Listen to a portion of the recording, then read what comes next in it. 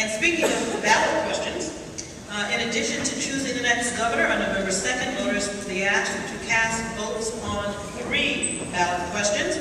Question 1 will repeal the tax on alcoholic beverages. Question 2 will eliminate our 40B affordable housing legislation. And question 3 will roll back the 6.25% sales and use tax to 3%. We're going to ask that you answer with one-word answers in this lightning round. We don't do well on Just one word, and to keep it simple, we're going to ask the candidate to go first on each of the lightning round questions. So we'll have you 10 respond to all 3. Yes. Now, 9A. Do you support question 1? Yes or no? Yes is to repeal the alcohol tax. Is that question correct? 1 is repeal the tax on alcohol. Yes. Yes on 1. Do you support question 2 to eliminate 40B affordable housing? No, on 2. Do you support question 3 to roll back the 6.25% sales tax? No, on 3. Very good, thank you. Always be nice to the moderator. Do you support question 1, yes or no? No on 1. Do you support question 2, yes or no? No on 2. And do you support question 3, yes or no? No on 3. Thank you. He passes as well. Jill Stein, question 1, yes or no? No on 1. Question 2, yes or no? No on 2.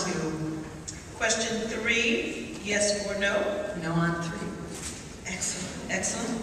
And Charlie Baker. Yes, no, no. Excellent. Now, we seem to have some common ground here.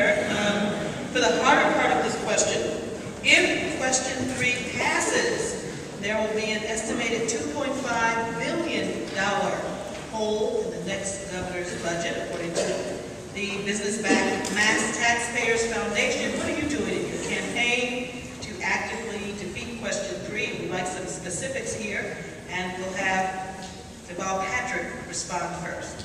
Well, first of all, I think question 3. It's question 3. Yes, sir. The reason I think question 3 is wrong is not because it's not in the abstract attractive. I'm a taxpayer too. I like the idea on its face. But I've been sitting there taking $4.3 billion out of spending and visiting with the people who are affected by those decisions. Some of them in this room are represented by folks in this room. And it's very hard not to understand that there was a face behind every one of those line items. And so I've been very clear that whatever political risk there is to it, that I think this is an unwise measure for us right now. By the way, if we do this, believe me, your property taxes go up, your tolls on the turnpike go up, your fares on the T go up, and your services go down. And we ought to be talking about that clearly. The other thing is, it's heartening to hear the other candidates express themselves against question 3. But in Charlie and Tim's case, their budget proposals would have exactly the same impact. Exactly the same impact, $2.5 billion.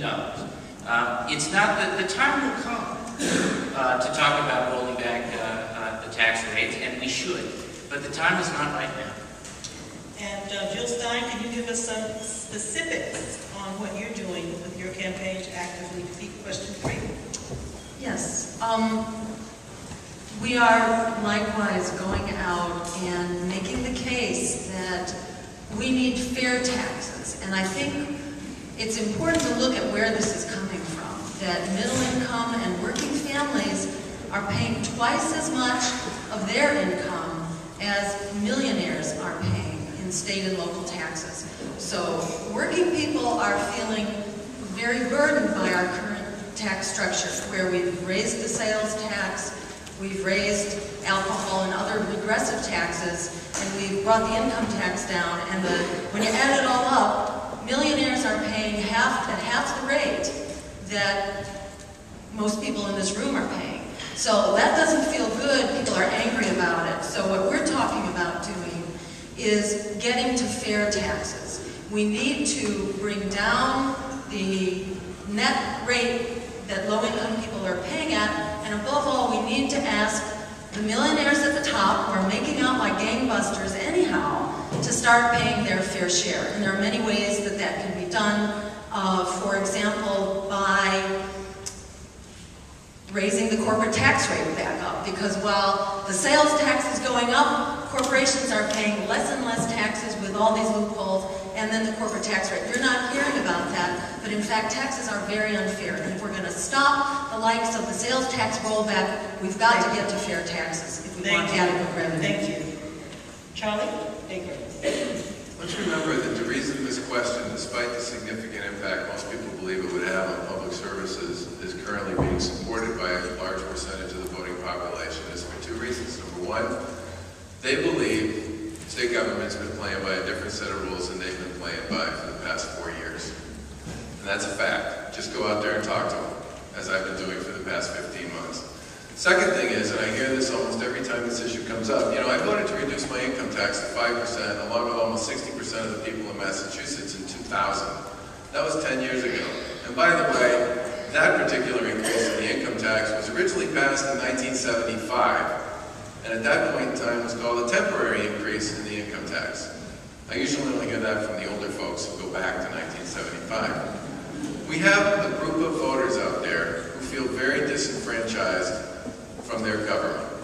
They think state government spends too much money. They think state government isn't listening to them, and they think state government needs a makeover. Now, people can talk all they want about what the significant ramifications and implications of this legislation are, and I don't support it because I appreciate that. I also appreciate the fact that the next governor is going to inherit a $2 billion deficit on day one. But the simple truth of the matter is there are a lot of people out there who believe they have not been heard, just as many of you believe you've not been heard, and I think that's an important fact not to forget in all of this. Thank you. Tim King. Yeah, the question is, what are we actively doing to defeat the question? The answer to that is I'm telling people that I'm voting against it. That's what I'm doing to tell people. It's not my job to tell people in a referendum question how to vote. I'm telling them how I would vote. At the same time, I'm telling them honestly, if they vote for 3%, then we'll do our best job to enforce that law and make sure that the legislature lives up to it. But I'm not voting for it because I think it goes too far. That's why I left the Democratic Party back in July, because the governor and the legislature raised this sales tax to 6.25%, which is too much on working people. It killed jobs. We're not growing the economy by raising taxes, and we never will. No matter how much we try to do it, it's not going to work. The only way that we can do it is to bring taxes down gradually. I'm for the rollback to 5%. I wish it had never been raised, because if it hadn't been raised, we would have been looking at a cut last year between $700 and $900 million instead of a cut next year of $2.5 billion. That's why. Because government went too far in not